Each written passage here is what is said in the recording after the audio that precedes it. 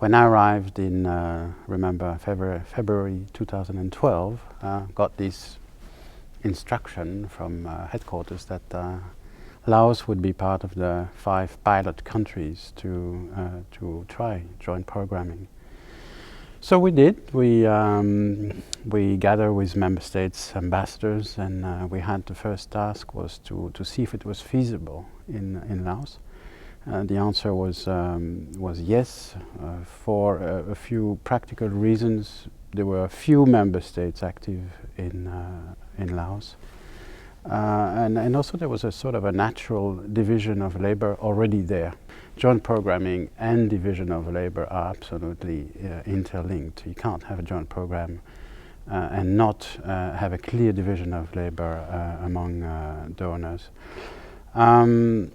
The only issue at the time was alignment with the government. In Laos, we are in a planning economy or political economy, so they had their government development plan already in place, and so if you really want to align your joint program to the government, you sort of have to wait for their own plan to be in place, 2015, 2020.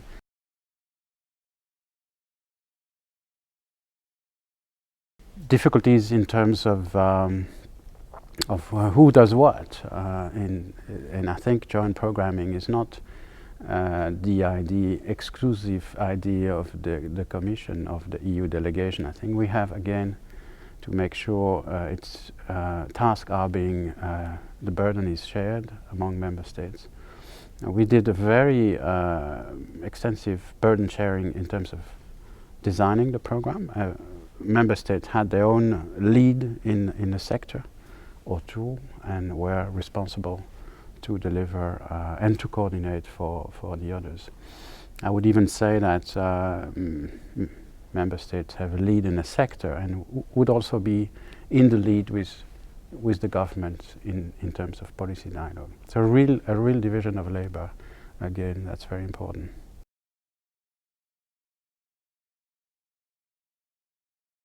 HQ gave us technical assistance, very important.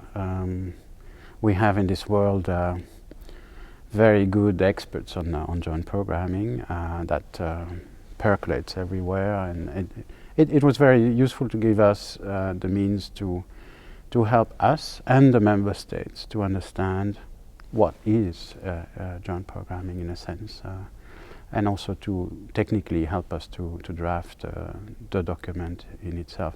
What's really totally innovative in a sense in Laos, and I'm very proud of, is that when we said, okay, we will start a full-fledged joint programming 2016-2020, I personally advocate with headquarters that this document should also be or replace the MIP and the legal document that should be adopted also. I mean, what's the point to have a joint programming with our sectors there, and then another document being the legal basis for our programming? And I think it's going in the right direction now, that we will adopt a unique document, a joint indicative program.